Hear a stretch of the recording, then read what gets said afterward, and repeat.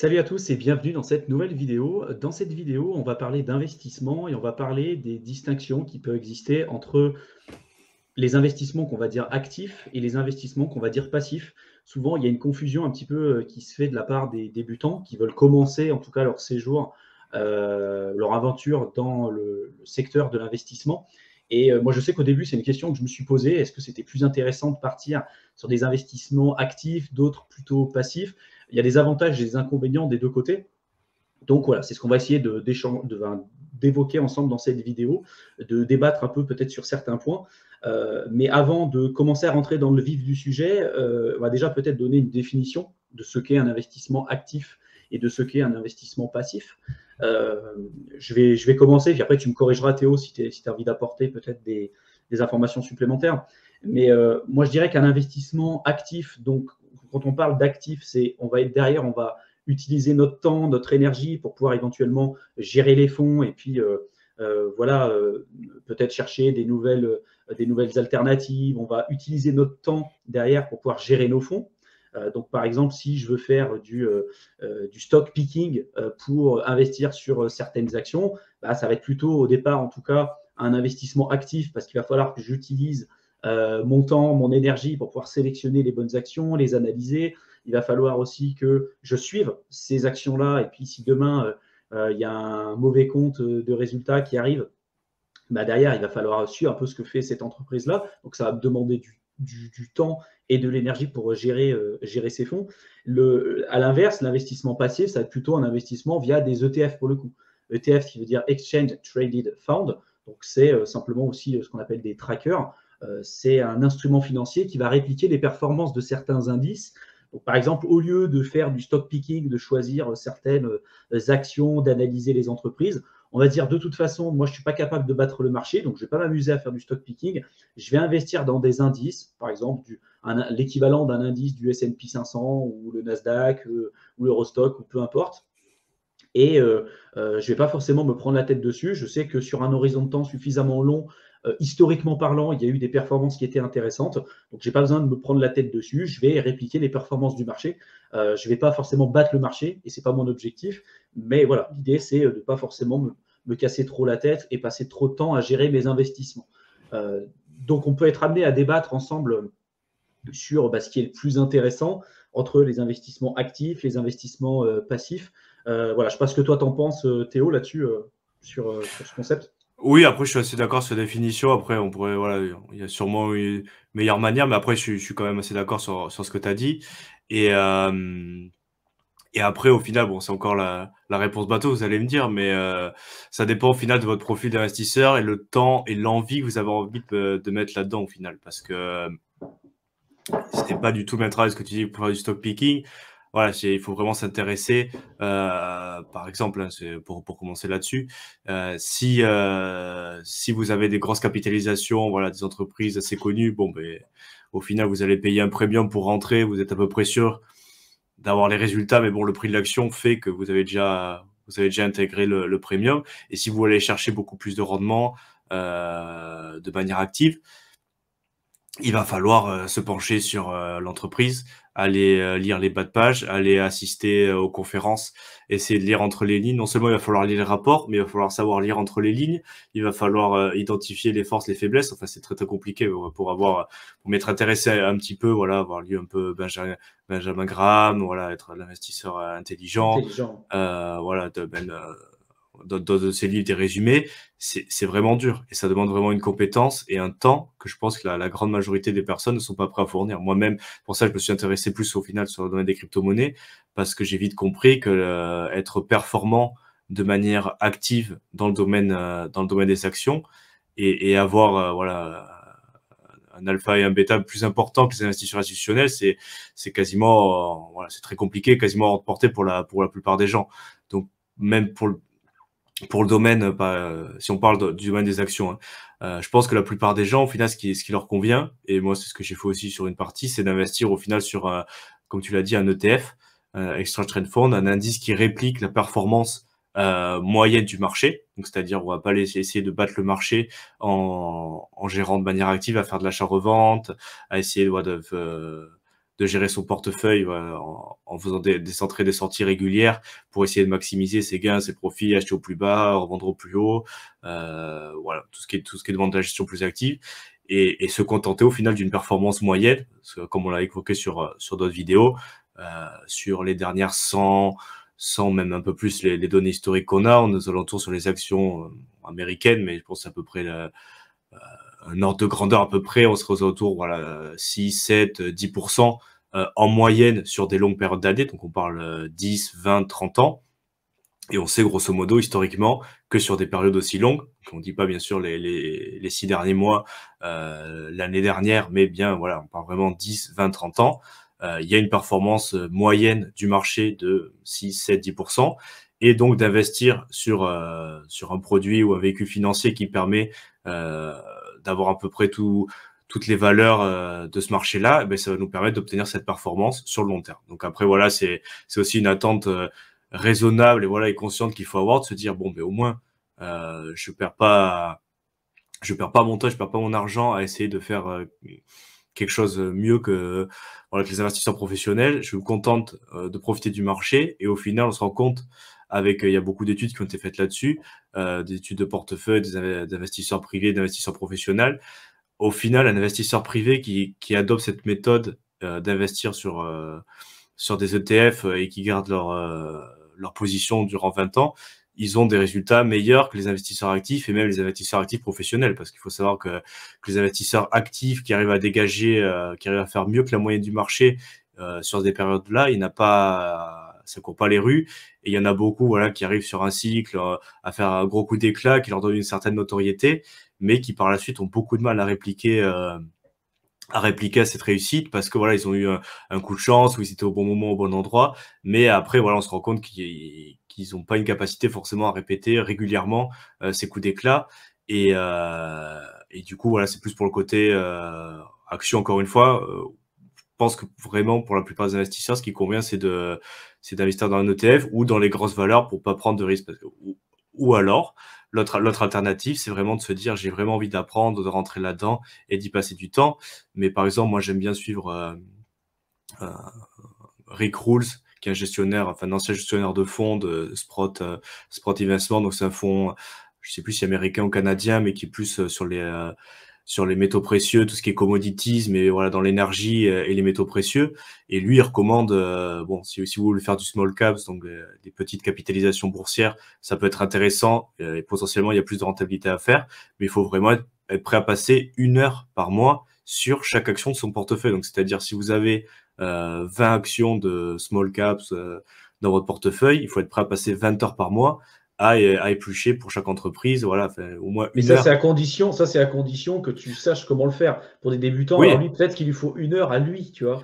Mais tout à fait, ton mais 1 heure à lui, c'est 10 heures pour un mais il objectif faut pour un déjà portefeuille. avoir les compétences, acquérir les compétences pour pouvoir faire cette analyse-là. Mais moi, je pense que pour la plupart des gens, ça va être très, très compliqué. Et après, bon, ils ont des équipes et tout. Donc, du coup, c'est vraiment, il y a une quantité de travail énorme pour réussir à dégager un rendement plus haut que la moyenne. Donc, il faut le savoir, il faut être prêt. Et si vous faites pas ça, si vous tenez pas au courant des derniers résultats, des possibilités de baisse, voilà, par exemple, lui, il prend l'exemple parce qu'il est très compétent. Après, c'est pas pour tout le monde, mais par exemple, dans l'extraction minière, l'extraction des ressources naturelles, il s'est spécialisé là-dedans. Et donc, du coup, il investit dans des small caps là-dedans. Mais voilà, c'est par exemple des entreprises minières qui ont un dépôt qui est prometteur, mais donc, s'ils arrivent à trouver la ressource, la commodities, la matière première qu'ils recherchent, ça peut être un investissement qui peut faire des fois 10, des fois 100. Par contre, si ça se concrétise pas, on va dire ou s'ils n'arrivent pas à lever le capital, ou s'ils n'arrivent pas à maintenir un flux de capital suffisant jusqu'à trouver leur matière première, ou tout simplement que le terrain, la prospection était pas bonne et qu'ils arriveront à rien faire au final, mais voilà, il faut être capable de suivre cette évolution, d'estimer si ça va être rentable ou pas, et dans le cas où ça peut être rentable, s'en débarrasser le plus vite possible. Parce qu'en fait, il dit, je paye pour voir, c'est un peu comme au poker, au final, il dit, bon, mais je suis rentré dans cette option, je paye pour continuer mon tour, je paye pour continuer mon tour, je paye pour continuer mon tour, mais dès que je vois que que le potentiel que j'avais estimé réalisable ne va pas se réaliser, et ben là, voilà, même si je sors avec 10, 20, 30% de perte, je sors maintenant parce que je sais que si j'attends plus, ça va faire 30, 40, 50 et potentiellement perdre tout mon capital. Donc du coup, c'est plus un investissement. Voilà, il investit sur plusieurs, par exemple, sur 10 entreprises, il sait qu'il y en a peut-être 2 qui vont réussir, mais par contre, il faut prendre le temps régulièrement de faire des analyses pour savoir quelles sont les entreprises à éliminer et quelles sont celles qu'il faut garder. Et ça, c'est ce que je considère de l'investissement actif et il faut être très compétent. Et c'est pour ça que je pense que la plupart des personnes ne sont pas prêtes et ils sont pas capables, et moi le premier, de faire ce type d'analyse et de mettre le temps là-dedans pour vraiment surperformer le marché. Donc au final, si on veut se prendre beaucoup moins la tête et profiter quand même de rendement voilà, autour de 10% annuel sur très long terme, voilà, je pense que pour la plupart des gens, c'est plus intéressant un véhicule qui réplique la performance moyenne du marché et pas essayer de faire mieux que les professionnels qui au final des fois ne sont pas plus gagnants sur le long terme qu'on a tout le temps une autre attitude, quoi. Ouais. Et après, ce qu'il faut comprendre aussi, c'est que pour moi, le concept même d'investissement passif, faut arriver à le remettre un petit peu en cause parce que pour beaucoup de gens, on va entendre un peu de partout dire ouais, l'immobilier par exemple, c'est passif. Oui, bah, une fois qu'on a négocié le bien, une fois qu'on a fait les travaux, on a mis le locataire dedans, théoriquement, si le locataire paye bien, oui, c'est un peu plus passif que, par exemple, je ne sais pas, si on faisait de la promotion immobilière ou si on fait juste de l'achat-revente en faisant du marchand de biens, ça va être plus passif de ce côté-là. Mais pour moi, il y a toujours une part aussi un peu de gestion. Il y a quelques actifs sur lesquels on est vraiment sur de la passivité, le plus haut degré de niveau de passivité. Je dirais que ça va être les actions à dividendes, pour le coup. On va sélectionner, par exemple, certaines aristocrates comme des actions qui ont versé, qui ont augmenté leurs dividendes pendant plus de 50 ans. C'est ce qu'on appelle les aristocrates. Et donc là, pour le coup, on se dit, bah tiens, des boîtes comme Coca-Cola ou autres qui ont augmenté leurs dividendes depuis plus de 50 ans et qui n'ont jamais loupé une seule année le fait de verser des dividendes, si on investit sur ce genre de boîte, il y a peu de chances que ça arrive par la suite qu'elles arrêtent de verser des dividendes. Et là derrière, bon, si on a confiance en l'entreprise, qu'elle est là depuis des centaines d'années, qu'aujourd'hui elle est un peu too big to fail parce qu'elle est partout dans le monde, on prend un peu moins de risques que si on décide de faire du stock picking sur des small caps ou autre chose. Donc là, on arrive sur des niveaux, on va dire, de passivité importantes, mais il y a quand même un minimum de gestion, quoi. Je trouve qu'il faut quand même suivre un peu ce qui se passe sur le marché. Et il y a toujours différents degrés en fait de travail à faire. Au départ, par exemple pour le cas de l'immobilier, bon, ben, il va falloir trouver le bien, il va falloir le négocier, il va falloir faire les travaux, il va falloir faire l'aménagement, trouver le bon locataire. Enfin, voilà, avant d'avoir quelque chose qui commence à fonctionner, il faut y mettre du temps. Pareil dans les crypto-monnaies, c'est-à-dire qu'on peut juste se dire je fais du buy and hold, puis je détiens mes crypto-monnaies sur le long terme. Ça veut tout et rien dire ça, parce qu'il y a des crypto-monnaies, elles vont faire un cycle et puis elles vont jamais remonter. Et puis derrière, pour moi, il faut suivre le marché des cryptos, ça évolue tellement, tellement tout le temps.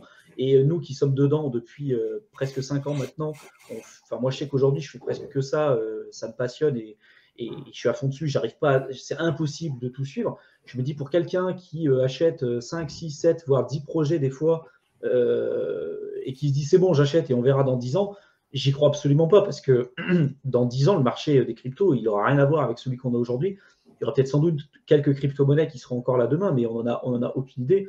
Et donc là, même si on considère que ça se rapproche plus de l'investissement passif, il y a quand même énormément de travail à faire, rien que dans le suivi en fait de portefeuille, quoi. Mais après, Je sais oui, pas si tu es passer, d'accord. oui, mais tout à fait, pour passer sur l'exemple de la crypto, du coup, maintenant, c'est vrai que ça va demander quand même une gestion active ou semi-active, parce que le passif, même si bon, on peut faire du staking, on peut faire de la DeFi, on peut faire plein de choses, mais il faut quand même se tenir au courant des nouveautés. Parce que voilà, s'il y a un protocole qui se fait hacker, s'il y a un fork qui se passe, s'il y a un changement, une implémentation d'une nouvelle règle dans le projet, il faut se tenir au courant pour pouvoir faire les manips au bon moment, parce que voilà, on peut pas se permettre de laisser de l'argent tourner 1 an, 2 ans sans se préoccuper, mais voilà, en ne regardant vraiment rien autour de ce projet et espérer pouvoir récupérer l'intégralité du capital avec un bonus à la fin. À mon avis, il y a de très grandes chances que voilà, il se soit passé quelque chose qui fait que voilà, vous pouvez pas récupérer votre argent, ou il y a eu un problème. Et du coup, le fait de pas avoir suivi et du coup d'avoir adopté une attitude totalement passive fait que ça sera pas rentable. Et c'est vrai que dans le monde de la crypto, c'est un peu doublement actif parce que non seulement il faut suivre mais chaque projet, à part voilà, pour l'instant le Bitcoin, bon, Bitcoin et Ether, c'est les deux plus grosses à court terme.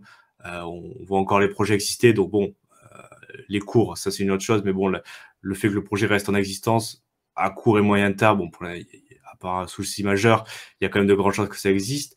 Après, tout le reste, et à partir du top 10 des market cap, ça peut évoluer très vite. Donc non seulement il faut suivre les projets, mais en plus il faut suivre les cycles de crypto, donc voilà, qui sont très corrélés avec le cycle du Bitcoin, mais les cycles de altcoin.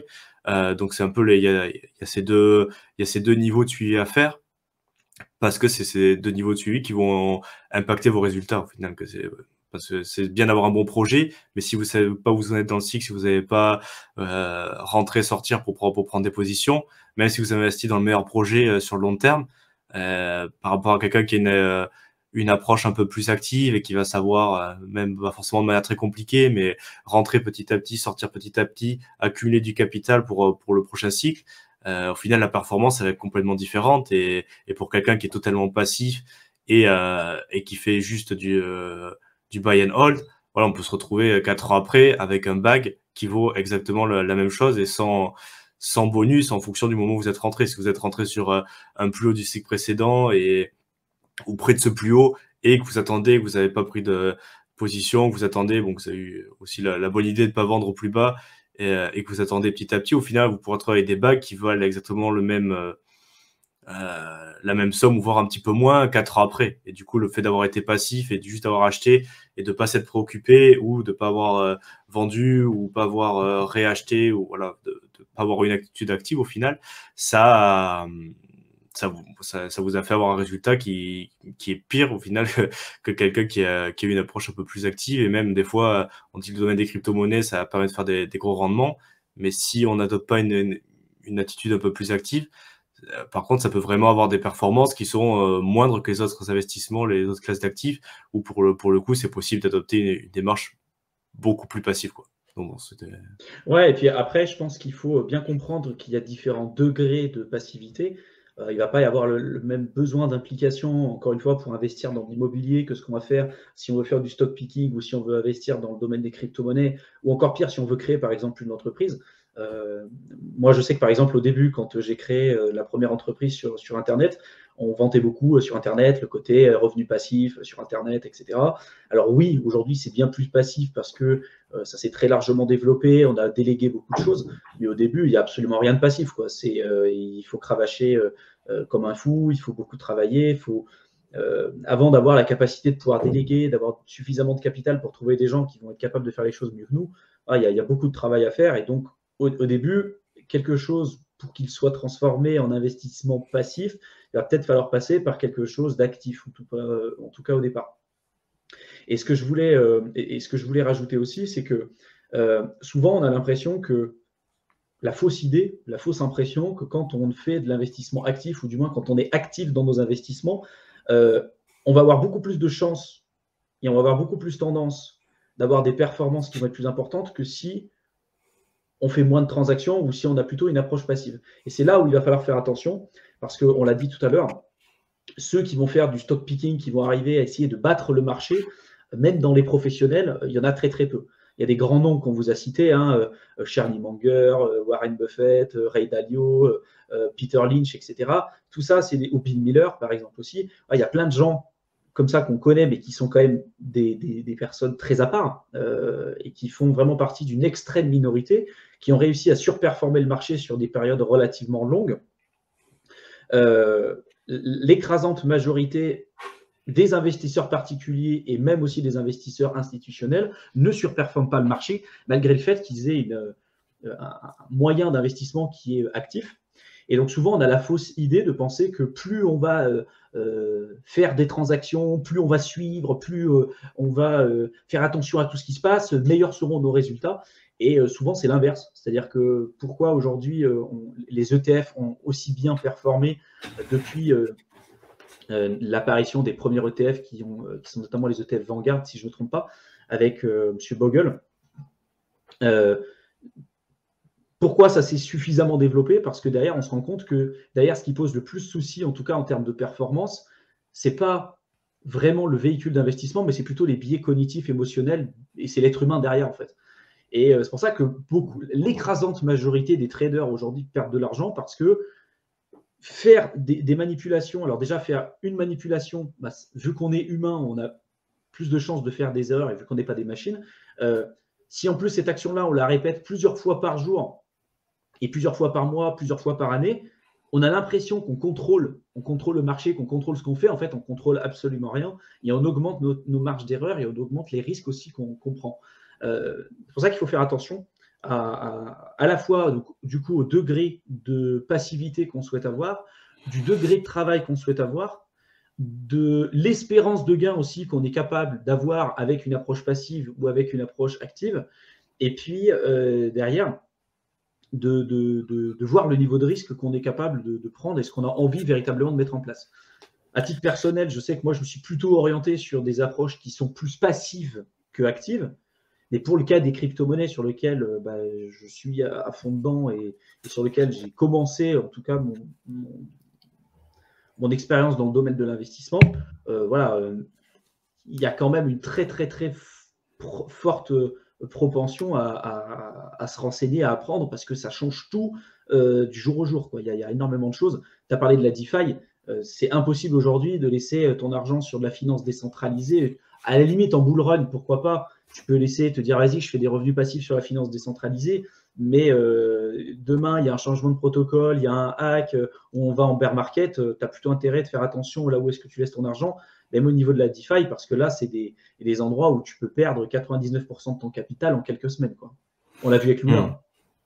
Oui, tout à fait. Et aussi, pour revenir au final sur le côté faire trop de transactions, c'est vrai qu'il y a un peu ce que tu as décrit, il y a un biais cognitif qui nous dit que plus on est actif, plus on va faire de transactions, meilleur va être le résultat. Et bien souvent, et là encore, il y a des études scientifiques, voilà, parce qu'il n'y a pas que la recherche dans le domaine financier, il y a aussi pas mal de recherches, de papiers qui sortent. Et au final, il y a le fait de faire beaucoup de transactions, c'est pas du tout corrélé avec le fait d'avoir un meilleur résultat, et même ça serait plutôt le contraire. Parce qu'il faut, voilà, après c'est, il me semble, Howard Mark qui dit ça dans son bouquin sur les cycles. Il dit qu'au final, le plus dur, c'est ça pour les investisseurs actifs, d'arriver au bureau et de rien faire. Parce que il y a la majeure partie du temps, la meilleure chose à faire, c'est de rien faire, de pas bouger. Et au final, ce qu'il dit, et ça a une certaine logique, c'est que les meilleurs coups à faire, c'est aux extrêmes des cycles, c'est-à-dire ou au plus bas, auprès du plus bas, ou près du plus haut. C'est-à-dire quand c'est vers le plus bas qu'on a identifié, qu'on était plus dans le plus bas d'un cycle, et acheter, rentrer petit à petit. Voilà. Il conseille directement d'acheter les couteaux qui tombent. Voilà, même si on n'est pas sûr du point le plus bas, on commence à rentrer petit à petit une fois qu'on a identifié qu'on arrivait en dernière partie de cycle baissier. Et là où il y a le plus de bénéfices à faire, c'est vraiment vers la fin du cycle haussier. Donc arriver à se situer, à se dire, voilà, j'ai plusieurs indicateurs, j'ai des métriques, j'ai de l'analyse fondamentale, de l'analyse technique qui me dit qu'on arrive près d'un plus haut ou en deuxième partie de cycle et qu'il va falloir commencer à prendre des résultats. Et donc, c'est là où il faut aussi se bouger, faire des transactions. Mais entre les deux, et c'est-à-dire la majeure partie du cycle, les 80% de temps où le cycle repart un petit peu, on passe le point médian, on repart vers un plus haut, au final, on a déjà pris nos positions au point le plus bas. Et il y a juste à attendre au final. Il faut pas essayer de dire je vais essayer de flipper, je vais revendre une partie de mon bas, comme ça je rachèterai plus bas quand ça va baisser. Au final, c'est le meilleur moyen de perdre de l'argent. Et du coup, ce qui en découle, c'est que entre ce moment du plus bas et ce moment le plus haut, où là, pour le coup, en ayant une approche active ou semi-active, il faut faire des opérations. Mais le plus dur, c'est de regarder, et encore les cryptos, entre guillemets, on a de la chance parce que c'est des cycles assez courts de 4 ans, mais ça peut impliquer, voilà, pendant 3 ans de rester un peu assis, attendre, voir les évolutions, suivre les cours, et pas forcément faire des opérations ou rentrer sur des projets, parce que idéalement, on a constitué nos positions bien plus tôt. Au plus bas du cycle, et il faut juste attendre que se concrétise l'opportunité de revendre plus haut. Et c'est vrai que c'est très très dur, moi ça me coûte beaucoup, mais la plupart du temps il y a rien à faire, quoi. C'est juste attendre, parce qu'on sait que si on commence à faire des transactions, à essayer de revendre, prendre, voilà, de faire des opérations de trading, voilà, même en swing trading, il y a beaucoup plus de chances qu'on perde de l'argent que de juste attendre. Après, c'est vrai que c'est difficile à faire, mais voilà, c'est plus le point un peu plus théorique. Mais quand j'ai lu ça, je dis, mais au final, il a raison. Et c'est vrai que c'est assez dur, mais bon, moi, je pense que c'est intéressant d'en parler parce que voilà, c'est au moins Ah non, mais c'est un point, avoir cette idée c'est un en point tête, quoi. fondamental. Non, mais c'est clair, c'est clair. Et je pense que là, du coup, on a fait le tour, hein. La vidéo, elle est déjà bien trop longue, presque 25 minutes de contenu. Donc, si vous avez des sujets, des suggestions de vidéos que vous aimeriez qu'on traite, n'hésitez pas à nous en faire part, comme d'habitude, dans la section commentaires.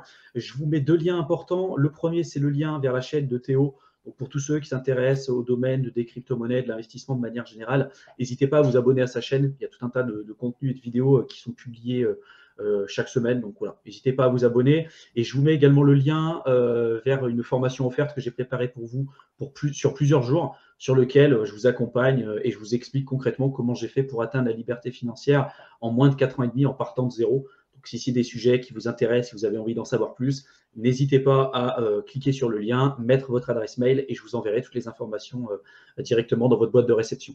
Je vous souhaite une excellente fin de soirée à tous et on se retrouve dans une prochaine vidéo. À bientôt.